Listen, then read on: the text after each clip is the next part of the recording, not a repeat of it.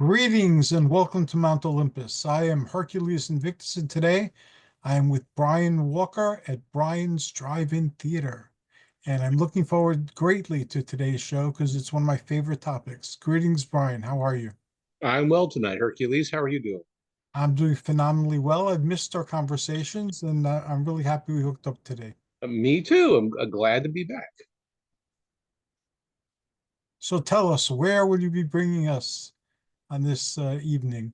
Well, as you know, over the last, I don't know, half a year or so, I've been actually getting out and seeing new movies again, something I haven't done since before the pandemic. And it's harder to do now since the Regal Theater here in the town in which I live recently went out of business. It went out of business about a month ago. So we are down to AMC Cinemas. That's the only thing we've got left here in Morgantown. Now, I think it has something like 14 screens or something like that. But we have just the one theater now, and that's sad. It is that a lot of our local community theaters have closed as well, starting during the pandemic, and many of them haven't returned. And we also have the big multiplex movies that play over a dozen different films and have food and things like that. It's not the same. My wife and I used to go at least once a month on a movie and dinner date, and we just go to the movies, then we'd eat our favorite Mexican restaurant and sometimes shake it up by eating elsewhere. But that tradition has broken since the pandemic, and it doesn't look like it's coming back. No, I don't think it is going to come back, and that's sad. We even before 2020, we only had multiplexes left. The closest drive-in theater to where I live was in a town called Grafton. That went out several years ago. We had a couple, well, we had probably three, four theaters downtown. Those are gone. The buildings are still there, but nothing's playing. Um, and we had a few other theaters in and around town that all closed. So all we are down to is that one megaplex AMC, which is at our mall, and our mall is about half dead. So I'm this doesn't bode well, Oh, quite honestly. Um, I will say this, based in I go to the theater during off times. I'm famous for going on Tuesdays because tickets are cheaper. I hate going on the weekends because it's more crowded right. and AMC, at least the local one here, doesn't seem to bother cleaning anything, let alone the bathrooms that they never touched. I would never eat anything in there. I wouldn't touch the kitchen after seeing the bathrooms and just the popcorn and such strewn everywhere. And that's not an exaggeration. It is everywhere. Every time I walk in there, it's just filthy. So, I'm sorry to hear that. and me too. And I've never complained to anybody, well, other than just like my friends, like, God, this is awful. I've never complained to anybody there, but God, I wish they would clean it up. You know, it's just nasty. Anyway, at the Nasty Theater last week, I saw the new Wolfman movie, which is called Wolfman, and it was directed by Lee Winnell, and he directed a very good movie that I saw right before the pandemic called The Invisible Man. I remember you telling us about that. Another Universal property. So I was really excited to see Wolfman because I love The Invisible Man. It's a great movie. It really is. It's a shame that it was released, right before the pandemic started because it should have been a much bigger hit. I mean, not that it was well received then, but I think it would have been a much bigger hit if the pandemic hadn't shut it down. And when I saw The Invisible Man originally, I saw it at an IMAX theater in your state, New Jersey, actually in Atlantic City. And it's a fairly dark movie. So the IMAX I thought really helped. Yeah, with the surround feeling and such. I thought it really helped the movie. But we watched it again this past weekend on, I can't remember if it was on Prime or Peacock. I can't, one of those. And I got to tell you, even at home, it was still really effective. Not that the IMAX didn't help it, but Even seeing it at home, I thought it was a great movie, and that's one of the reasons that I wanted to see Wolfman. I was so impressed with the last movie, and mm, it's okay. I was talking to one of my students about it last week. It's not bad or anything. I've got a few issues with it though. The main part of the film, if you excise the intro and the conclusion, the middle part of the film I think is really well done. It's very well acted. I mean, throughout. Um, and it's interesting. This director seems to pick, um, even though these movies are ostensibly about the male, the Invisible Man, the Wolf Man. Um, there are really strong central female characters in it. So, and that's kind of unlike the movies from the past. And they, to tell you the truth, they don't borrow much from the past films either. Where in the Invisible Man, it's all in the new version. It's all done with optics. So, um, in theory, the person really isn't invisible. You just can't see the person, if that makes any sense. So it is it's all science fiction, but it's really updated, for the 21st century. And Wolfman, I'm not sure the update was all that thorough, quite honestly. I didn't particularly care for the intro, which is supposed to set up the story. Um, I thought it was a little unnecessary, and there's some like huge questions that remain unanswered. And then we just sort of drop it when we get to the main part of the film, which is really good. And at the very end, the director tries to pick up the introduction to the movie again, and it just doesn't work, quite honestly. I think he could have used an editor. I would have just hacked off like the first 15 or 20 minutes of it, and the last 5 minutes, good movie. It would have improved the movie. It would have been better. I just didn't like the conceit. It didn't work, for me. But the middle part of the movie, I think, is worth seeing. So if you don't mind being about 15 minutes late to the theater, or if you're running late, it's not going to make a big deal. Not a not a lot of difference there. So I they will didn't say this though. reference so they didn't reference the earlier material at all, like even obliquely, or No, no, not that's sad. not not one bit for either film. And I'm okay with that. But I actually recently, well, just a few days ago, I watched the original Wolfman film with Lon Chaney and Lon Chaney Jr. I should say, who had a birthday, just a few days ago. Um, and Lon Chaney Jr. is who I think of when I think of Wolfman movies, and it's all because of that original from 1941. It's been done, again and again, since then, over the last 84 years or so. Like the most current iteration is the one, directed by Lee Winnell. And it's worth seeing. And you might want to go on like discount night or hit a matinee because there's usually cheaper as well. But I think it's worth going to see. Are they Certainly. trying to make a universe again, like they did last time with Dracula and with Van Helsing? They released a bunch of movies, The Mummy, and they were trying to make a cinematic universe, kind of like what they had initially with the Universal movies, where they kind of connected to each other. Is that what they're aiming for again, or they gave up on that? That's my no. That's my suspicion. I do think the pandemic kind of interrupted their remaking of things, and since Universal Studios Florida is going to have a new park coming online in May of this year called Dark Universe, and Ah, part of it is devoted to Universal Monsters.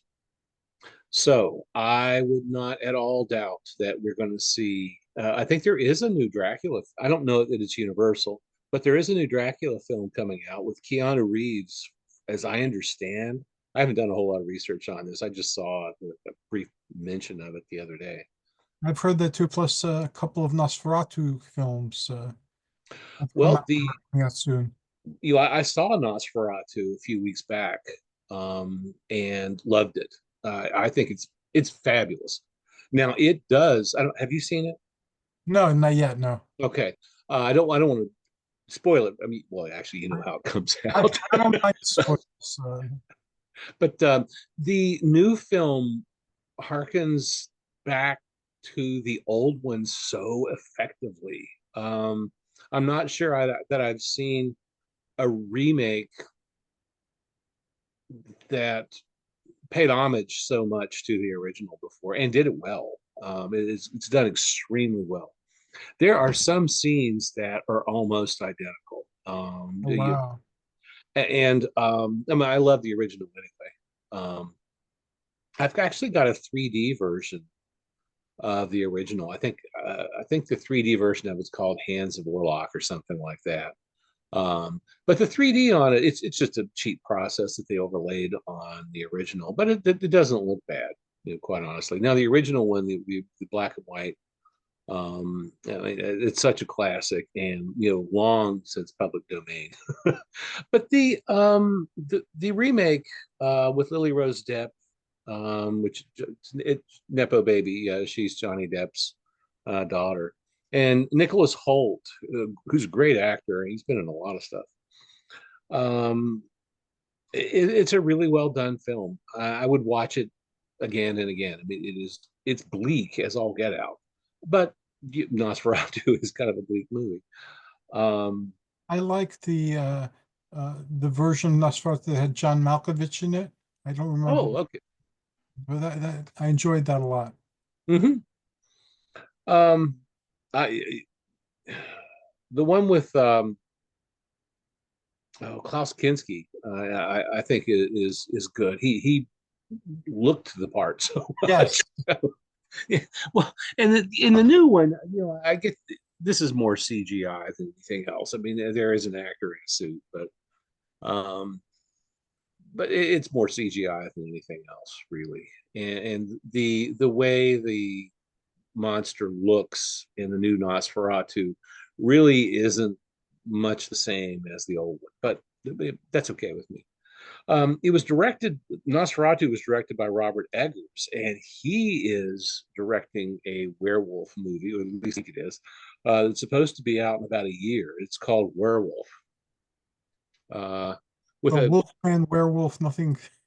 German spelling.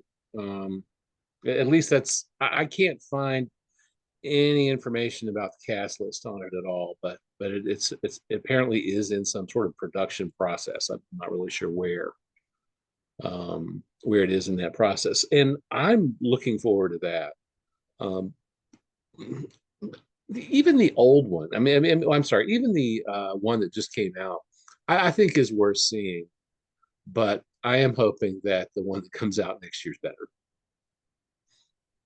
I just wasn't. I just think it needed an editor, and I do think that you know trying to wrap a story around the action in that film, I just don't think it was done very well at all. I mean, the main part of the movie, there's like an hour and 15 minutes of it that I think is really good, and probably 30 to 45 minutes that I think could have just easily chopped, and I don't think anybody would have missed it. But that said, I would probably give it. Greg gave it a lower score. I mean, none of us we went with a group, and none of us hated it. I probably liked it more than anybody else in the group, and I'd probably give it about a 6.5 out of 10, looking at IMDb's ratings. And IMDb doesn't give it a very high rating either. Wolfman, I think they've only got it like around 6, and Rotten Tomatoes didn't give it a very high score either. Um, so I liked it better than some. You're an And old Universal Monsters fan. That's why. pardon me. You're an old Universal Monsters fan. I am, but this doesn't.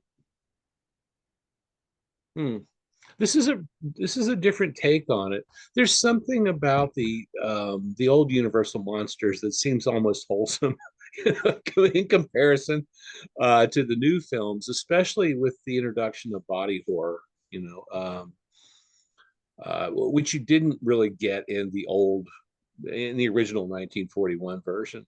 Um, are you a body horror fan at all? They Not, make me squirm, but yeah, no, I'm a more classical monster movies, old-fashioned monster movies. I like watching the newer ones too, but so far I'm more attracted to the mythical, legendary ones than I am to the realistic blood and guts type of mhm. ones. Well, I mean, there's a lot of that in the 2025 remake. There's quite a bit of body horror in it, but it's not the first werewolf film to have that. An American Werewolf in London, which is now a 44-year-old movie. Can you imagine? Wow. I remember when that came out. Me too. I saw it at the drive-in. So, Isn't that crazy? I saw it in local theater. I saw it at our drive-in, and I cannot remember what the other film was. I'm thinking it was probably a usually when we went to the drive-in and we saw a new film, there was usually a 2 or 3 year old film of a similar genre that was the second feature. And I can't remember what the second feature was on that. We may have already seen it. Or it could have been Invasion of the Body Snatchers, the Donald Sutherland version from '78. Yeah, that's for some reason that seems familiar. Um, but the '81 version with David Knott, Jenny Gutter, and Griffin Dunn, I think's great, and it does have a lot of body horror in it, to great effect, really. And I'd never really seen, I guess until then, I'd never really seen a film that had that. Maybe outside of David Cronenberg's movies or something like that. It's pretty graphic. And you do see that painful process, you know, when David Naughton begins turning into a werewolf, and it's done very well. And you know, in an era that hadn't quite gotten to CGI yet, I think it's done pretty effectively too. And I got it on right now. As a matter of fact, I thought we had a like a Blu-ray version of this film, and we don't. For American Werewolf in London, we've got a copy that Greg probably made 25 years ago. And it appears to be a copy of an old VHS tape. It's what it looks like anyway. The sound on it is great. The picture, it's pan and scan, so and the picture quality could be better. So I think I'm going to have to perhaps add some physical media to my collection here pretty soon. It's a great movie. I mean, I haven't seen it in a long time, but watching it tonight, I mean, it's terrific. It's really well done. Yeah, well, it is a terrific movie. I enjoyed watching it, and the Werewolf, American Werewolf in Paris, that followed it. That I wasn't as fond of as the first No, movie. no. I mean, it's okay, but yeah, it's not as American Werewolf in London. Like in a sense, was fairly groundbreaking. I think in terms of how graphic, uh, how graphic a Wolfman or a werewolf film can really be, and it is an extremely graphic movie. And there again, though, it's an earlier example of body horror. Body horror is not a new concept. It's not a new genre or anything. I do find it really prevalent in current horror movies. Um, I've seen a number of them over the last few months, and they've all got it. And those films are effective in that when something enters the body, whether it's a knife or claws or teeth or something like that. I mean, it does. It is a gotcha moment, if Mhm. it's done properly, and it does make you recoil, so it does produce an effect. So I get why it's used. I do think sometimes it's overused. Um, And although it's fairly plentiful in American Werewolf in London, I think it was done really, really well. Um, Especially the scenes, and I hope this isn't a spoiler for anybody, but my favorite scenes in the movie are all with Griffin Dunn, and he's already been killed by the werewolf, and he keeps coming back to see David Naughton Yes. because he needs David Naughton to kill himself so that he can rest eternally. And every time he's in another scene, he's decayed more. I mean, it's fantastic. I think it's a great movie. And I get when I went to see the 2025 Wolfman film, I guess I was hoping for something as strong or as groundbreaking as an American Werewolf in London, and I did not get it. I this An American Werewolf in London is 10 times the movie that the new one is. Not to say that the new one's bad, not bad, because it has its moments. It has some thrills, and it's got a few moments that'll make you jump back here and there, and I think that makes a horror film worthwhile. Is the werewolf anthropomorphic, or is it like more wolf than man? It is anthropomorphic. Okay. Um, so I'd say it's about 60% man, 40% wolf. Okay. Um, I mean, it's disgusting and terrifying. And the way the monster looks is okay. I didn't really have a problem with that. And I would go more into what I didn't like about the movie, but I don't want to ruin it for anybody We who say is spoiler warning. If you don't want spoilers, lower the volume okay. on the TV. Cover your ears. The In the new movie, they try to tack on an explanation as to how the main character turns into a werewolf. He's grown up with a single father who lives in the backwoods of, I think it's Washington. Um, it's a very lightly populated area, and and this is probably like late 70s, early 80s. It's a long time ago, and he's a small child at the time, and his father is this survivalist essentially um, who kind of raises his son kind of in a void and with a lot of fear over this wolf-like thing that is terrorizing this area. Well, get up and move. You know what I mean? And how is it only local to it should have there should be more of them by now. You know what I mean? And that was my big problem with the movie. It just that part of it didn't make any sense. And then all of a sudden we fast forward about 40 years later, and he's now a father, and he wants to take his father has apparently passed away, which yeah, they could have done more with this, quite honestly. And then he goes back to like take care of his father's estate, of which there's very little, and that's how the whole werewolf thing starts. Um, and at the end, I, it's predictable and hokey at the same time. I didn't care for what they stuck on the trying to wrap things up. It's the beginning and the end of that movie just don't work. And I can't get past that, I suppose. Yeah, I'm imagining now, like letting the movie run while I attend to last minute tasks, and then coming into it, and then leaving before before it finishes. Well, and it would have been a great 90-minute movie. Well, how could they fix it? What could they have done differently? Like what beginning and end? Edit, chop off the first 15 minutes, chop off the last 5 minutes. I think that would have made a much better film. And Trying to make sense of what it- happens in the middle, I think what was the mistake.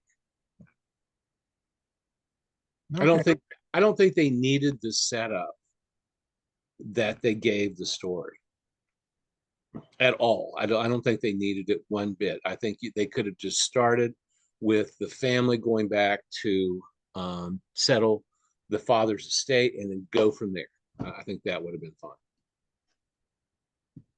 Was the werewolf anything like the Howling Werewolf or? Actually, yeah, sort of that vein. Yeah, I would go along with that. And that's a and I saw I think I saw that at a regular theater, not a drive-in. But that's a good movie too, The Howling. I like that a lot. On sales. That was a really good movie. Yeah, I enjoy, Werewolf's one of my favorite. The Therianthrope is one of my favorite legendary creatures or monsters. And the legend started in Greece with King Lycaon, who cooked one of his children and fed it to the gods. So they Mm. turned him and his warriors into wolves.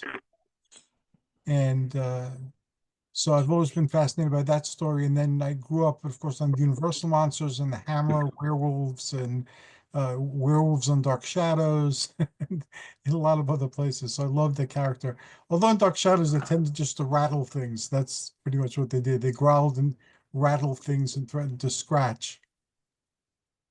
Well, and going back to The Howling, I mean, what a terrific cast. Um, Yes. you, this, and that was I think, 102. Thinking, let me check. 81. So it's the same year as an American Werewolf in London. Interesting. Um, Different director, obviously. It's Joe Dante. And John Landis directed an American Werewolf in London, which is kind of for that point of his career, that's kind of an interesting choice for him to direct. I mean, John Landis has done a lot of movies, um, but he did Animal House, which is a great film. Kentucky Fried Movie. I don't know if you've ever seen I that, but remember that. Yes. I might have that somewhere in a box. we actually do have the DVD somewhere. It's goofy, but it's fun. It's not a bad movie. Well, actually, it is a bad movie, but it's fun to watch. So, um, if it's fun to watch, it's not really a bad movie, I suppose. He also directed Michael Jackson's Thriller, uh, Hmm. which is probably the one of the probably maybe the most successful music video. I don't think anything's been done like it since then, really, at least not on that scale. And to have Vincent Price come into the recording studio, that is amazing. that's that's a winner with me. I don't know whose idea that was, but it might have been John Landis's movie. John Landis is an interesting director. Um, Mhm. I mean, he started working in films, I think, when he was about 18 or 19 years old. Um, Very early on, he was a production assistant. He was an actor, stuntman. Directed his first movie by the time he was about 22 years old, which is amazing. I don't Those, know if it was skill, luck, or some combination of the two, but he went from high school student to film director really fast. I mean, and it's great. I mean, and I think he had quite a bit of talent as a director. yeah, there was a werewolf, I think, in Van Helsing with Hugh Jackman. Mhm. There, they tried to get the monsters together in the movie. I wonder if they can do that again too. Well, and that there again, that's not a new idea. Um, No, they did it originally. The Universal movies all connected. It was the same horror universe that they were adventuring in. well, and the theory was, if one monster produces all of these profits, then two will produce even more. Right. And which they did, quite a bit. And a number of actors cycled through those roles. And you have Lon Anthony Costello, and there you go. Abbott and Costello Meet Frankenstein. And the That Mummy. has Glenn Strange as the Frankenstein monster. It has Bela Lugosi as Dracula, and it has Lon Chaney Jr. as Lyle Talbot, the Wolfman. And if I've seen that movie, I'll bet 100 times. And for whatever it's corny as all get out, but for whatever reason, for me, it never gets old. Um, it's on Svengoolie probably twice a year, so I'll see it then. I've got my own DVD of it, so I'll watch it there as well. It's a favorite around Halloween, and I'm an avid Costello fan too. The thing that I really appreciated though was that Universal cared enough for a cheap, quick comedy. They cared enough to go back and get um, the Frankenstein, the Dracula, the Wolfman, at least the ones who could still do it. And Glenn Strange, during filming of Abbott and Costello Meet Frankenstein, got injured, and Lon Chaney Jr. had to step in and do a couple of scenes as Frankenstein in long shot. Some of the action scenes, but uh, Lon Chaney Jr. had portrayed Frankenstein, so Yes. he knew how to do it. And Lon Chaney Jr. I think has an interesting horror film rep that didn't start for him until he was, oh, he was well into his film career. Um, until he started making horror films for Universal. His career was kind of hit or miss, mostly miss, to tell you the truth. His father had been, a legendary, silent film actor. The original Phantom of the Opera is just brilliant. And The Hunchback of Notre Dame, I think, is a tearjerker. And Lon Chaney does a terrific job in both films. He takes the grotesque and is able to wring a lot of sympathy out of the audience for the character. Um, Amazingly adept at that. Uh, just a fantastic actor who didn't live very long. And when his son Creighton Chaney got interested in films, I don't think young Creighton had the same motivations as his father. Um, and after his father's death, the studio that he was assigned to, or had signed with, I should say, kind of pushed him into adopting his father's name. That's where Lon Chaney Jr. came from. But he was never named that. His name was Creighton Chaney.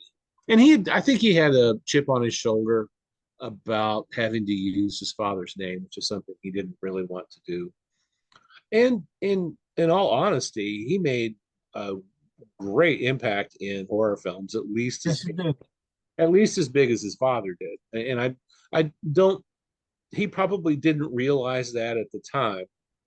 He didn't live very long either. He died in 1973. I think he was only about 66 or 67 when he passed away.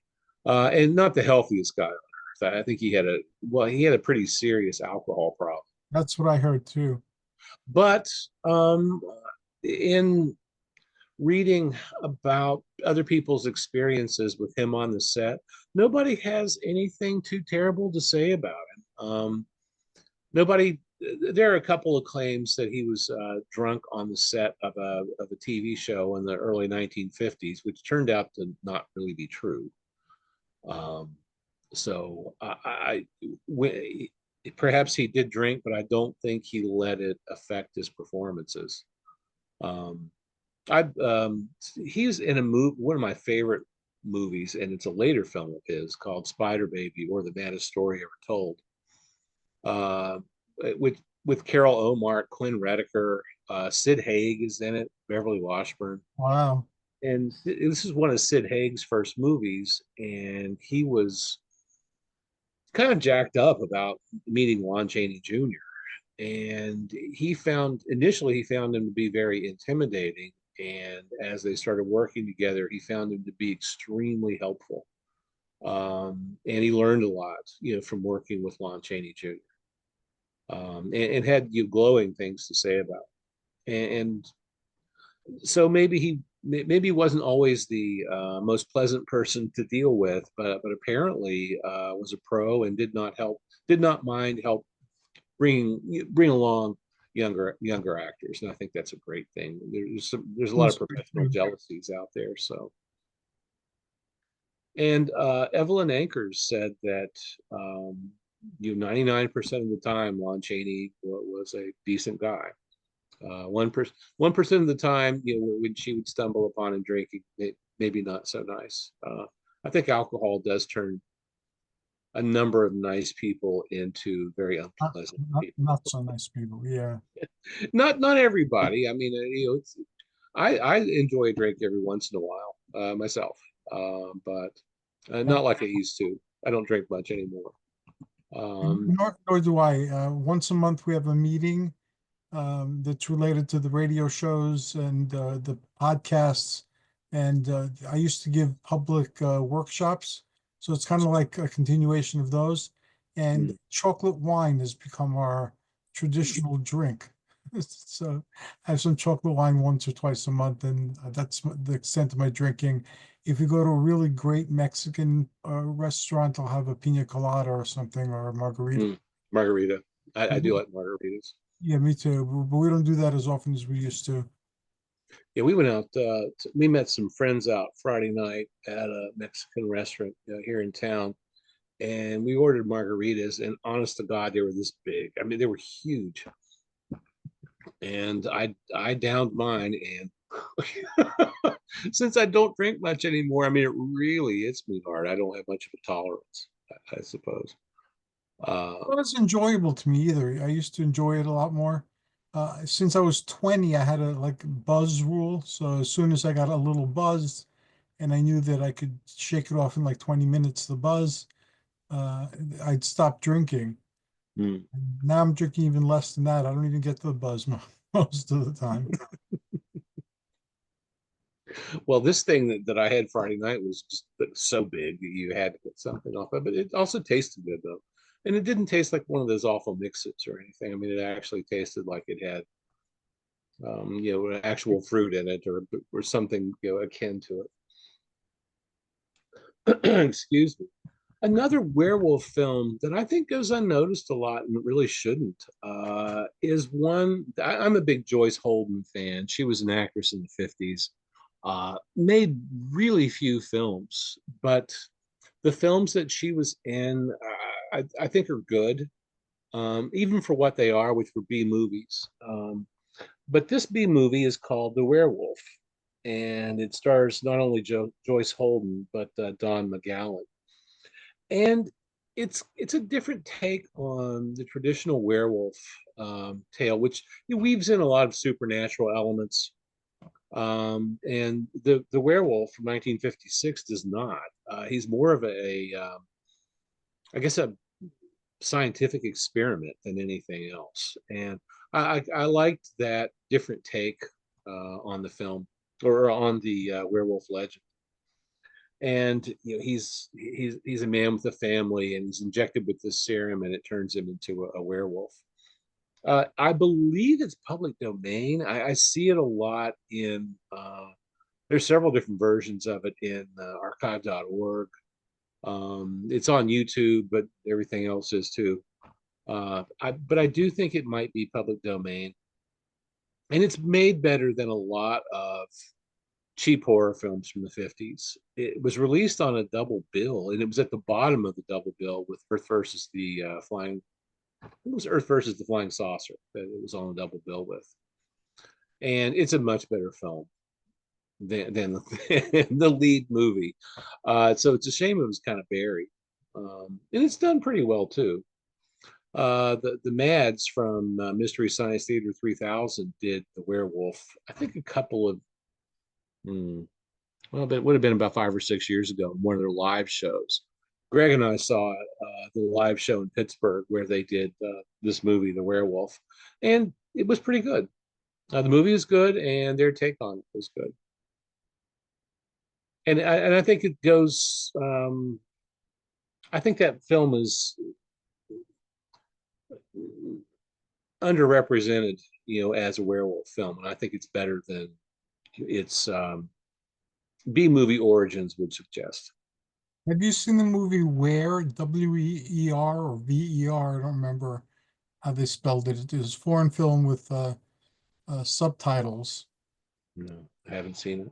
Yeah, that is a very unique werewolf movie. The tropes are very similar to other werewolf movies, but the superhuman strength and jumping power and so forth make it look like almost it's a superhero, like an animal superhero. It's very Okay. funny. It sounds like a fun movie. Yeah, it was fun. We found that in the dollar bin, I think, and we've enjoyed it several times. And that's one thing I really miss about physical media is the dollar bin. Um, you used to be able to find, fun things in discount department stores. Of course, now it's hard to find DVDs in any store. Walmart and Target and several other stores that I used to go to, Best Buy, specifically for DVDs, because they had a wide variety at affordable prices. Now, most of them don't carry the DVDs. No, our Target did away with them a while back. I don't shop at Walmart, so I wouldn't know. Our Best Buy did away with their DVDs years ago. The only place in town that has like new DVDs that I can think of is Barnes and Noble. Really, our Barnes& and Noble doesn't have them. I go to Barnes& and Noble fairly often, once or twice a month. Well, The our, DVDs they had are gone. There was one Barnes& and Noble that was a little further out that had the top floor devoted to DVDs, and long before they closed the DVD section of the store. yeah, our Barnes and Noble here still has DVDs, and they also have albums. They have a vinyl. Oh, very cool. The Um, ours has albums, and the Target has albums too, but no. yeah. In terms of a non-record store, I would say that our Barnes and Noble probably has the best selection of any store in town for when it comes to vinyl.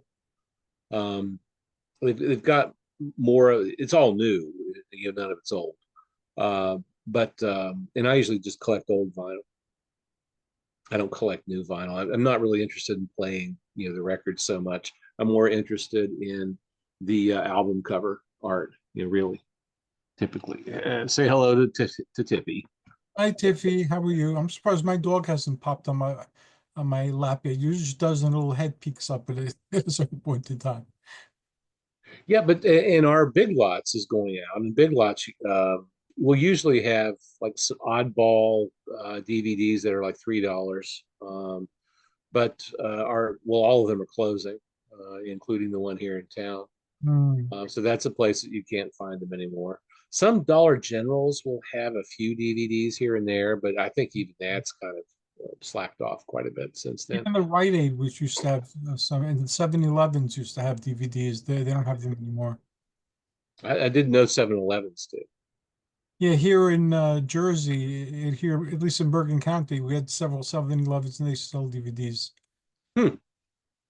Well, we are going to Pittsburgh on Friday morning. Oh, We're going. fantastic! We're going to. It's only about an hour and 15 minutes or so from here. We're going to the International Auto Show. The Pittsburgh Auto Show is smaller than Detroit or Los Angeles or Chicago, but it's still. And we're both big car fans, so it's still a good time. And the best part about going to the auto show is that afterward we can go to Ides Entertainment. And the third floor of Ides is all DVDs and vinyl and old movie posters. So I'll be in there about as long as I will be at the auto show, quite honestly. Ides is a great time. And in many ways, it's the best media store in Pittsburgh. Now we also on Friday we will hit half price books, and it, I enjoy going through the DVDs at half price, but the selection's not the greatest. They'll have like 10 copies of some shitty film from 10 years ago that nobody wants to see again. And occasionally somebody will trade in some interesting stuff, but they'll put ridiculous prices on them. But Um, I still enjoy going to Best Buy, or not Best Buy, Jesus, Half Price Books. Um, and Half Price has a pretty good selection of vinyl too. Goodwill still has DVDs, but the selection is not as extensive as it once was. But I found some interesting things there. I found the Three Stooges in Outer Space. I didn't even know there was a movie, The Three Three. Stooges in Orbit. Oh, Yeah, okay, that's a fun movie. Actually, I think I 1996. have a copy of that myself. I like the Three Stooges anyway. I'm a big. I like the old comedians from the 30s, 40s, and 50s. I grew up watching W.C. Fields and the Three Stooges, Laurel and Hardy. Uh, Those movies are so much fun, and they're almost all forgotten now. Nobody knows who W.C. Fields is anymore. It's that's sad. unfortunate. It's just a sad thing because he was brilliant. His movies were riotously funny. Um, he's such a dry wit. He's so cynical. I mean, he's amazing. I'm a huge W.C. Fields fan. We'll have to do a W.C. Fields show. Oh, I'd love to. I cut my teeth on him, and believe it or not, even in the early '70s, when I was starting to wake up as a movie fan, there was a lot of marketing that you could buy, and thankfully, I was an only child with permissive parents or somewhat permissive parents, so I still have a lot of that old marketing. Um, Well, I remember some of the marketing. There were all sorts of like figurines and posters and uh, mhm. his picture on glasses and other things. I had several albums, W.C. Fields, Laurel and Hardy. I think there were a few others, which were most of it was just tracks lifted from their films. Um, but back then, it's it's what you had. But I also had the coffee mugs, puzzles, Yes, yes. which would have like a famous scene from one of their movies. And I had it is probably still at my mom's. I had a big rice mat. And I don't know where it came from. I can't remember where it came from, but it was probably like 6 or 7 feet tall, and it hung on the wall. And it had a picture of W.C. Fields silk screened on it, Oh and it wow. said, "Never give a sucker an even break." Um, like all that marketing was so much fun. I had banks, and I don't know if you remember or not, but the snack chip Fritos used to have. Well, initially they had the Frito Bandito as their mascot, Yeah, I and remember. when they finally woke up and said, "This seems a little racist," so they moved on, and then they developed WC Fritos. I don't remember that. It didn't last very long because the estate of W.C. Fields sued Frito-Lay over it, but not until they had about a year's worth of marketing out. So I have some of the rubber erasers that you put on the top of your pencil that were W.C. Fritos. And I've got a few other things too. Few of the promotional things that they would send you if you sent in, so many whatever, they didn't have UPC labels back then. Whatever it was, you had to send in from the back of a bag of those things. Yeah, box tops and things, and Yeah, yeah. Those were fun days too. Now you don't get anything. you have to wait forever to get it in the mail. But when you'd always be Oh looking. God, yeah. Do you remember Popeye noodles?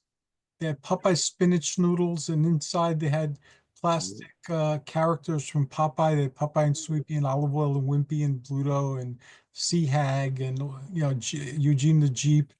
Neat. I do not remember anything like Yeah, we had those up here in New York, and I was a that. big Popeye fan then. A couple of years ago for Christmas, Greg's a big Popeye fan, and I got him two geeky tikis, which are ceramic tiki mugs, and Uh-huh. one is Popeye and one's Bluto, and he liked them a lot. And I found them on MeTV's storefront. Um, he liked them a lot, and so I thought, well, I'll try to find some of the other ones, and they are not making those anymore. And the ones that are around are fetching some high prices. So I was glad that I got Popeye and Bluto, but I really wanted olive oil. And I was hoping to get Alice the Goon or a Yes. Wimpy or something like that, but nope. We just have Have the you two. I guess. have you heard they're coming out with cheap or low budget Popeye horror movies? No, no. Yes, because Popeye's in the public domain, I think now. So Yeah. just like they did a horror movie with Winnie the Pooh and the Banana Bunch, uh, Oh, yeah. Here, the banana splits. Banana Splits. They're making, I saw streaming videos like promos for two different Popeye horror films. So I'm going to see them just because it's Popeye, but the Yeah, yeah. I never watched. I was a big banana splits fan as a small child. Um, I had there again. I had a lot of the marketing. Watched them every Saturday morning. Um, I Do they need to be in a horror movie? I I mean,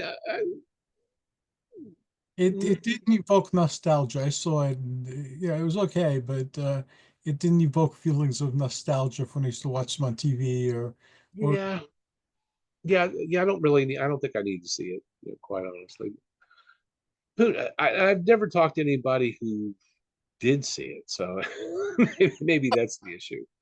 Um, Diver Dan. hmm. Diver Dan. It was like a kids show that had cartoons, but in between the cartoons, they had like a guy in a diving suit. Was that local? Was that New York or? It wasn't just New York, because my wife grew up in New Jersey, in northwestern New Jersey, near Pennsylvania, and they had it there too. But I've yet to meet a handful of people who remember Diver Dan. So, No, we had Mr. Hot Dog. oh, Uh, we never saw hot dog. well, Mr. Hot Dog was also a restaurant. It was local. There weren't that many storefronts for Mr. Hot Dog. Um, but he had a afternoon cartoon show, and it was a guy in a bun with a bowler hat, uh, and that was Mr. Hot Dog. And I, there is still one Mr. Hot Dog restaurant left. It is on Euclid Avenue in Bay City, Michigan. I loved going to Mr. Hot Dog as a kid. Oddly enough, they had the best French fries and fried chicken. It was delicious. I never ate a hot dog there that I can remember. And they had the fried fish and stuff like that too, which kind of begs the question: why was this place called Mr. Hot Dog? But anyway, they still have hot dogs, but I've never. We almost ate there once a few years ago, and I thought, you know what? I'm just going to live with my memories on this one. I don't think I need to revisit this. This is bound to be disappointing, so I didn't do it.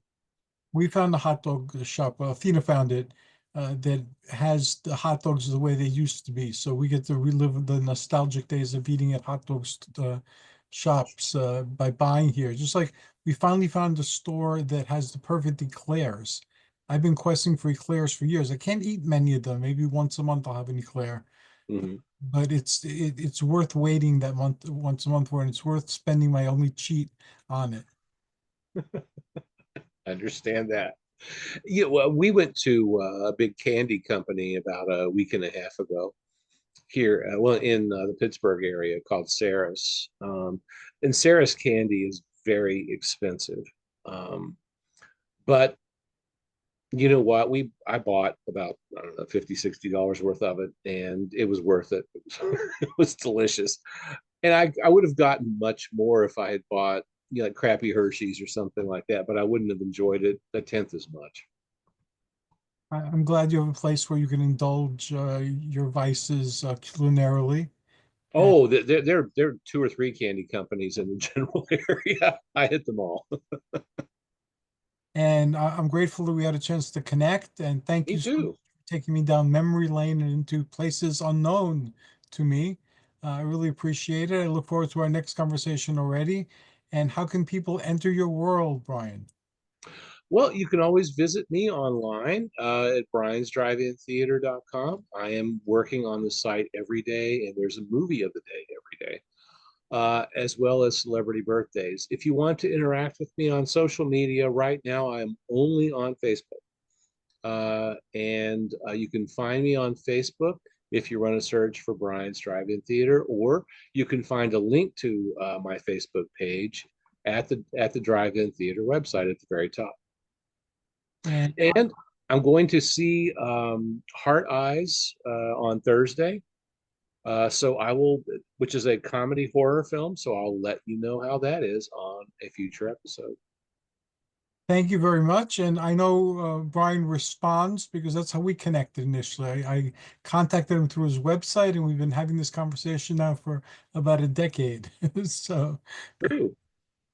thank you, my friend. Happy New Year, and I will talk to you very soon. Chat soon, Hercules. Take care. You too.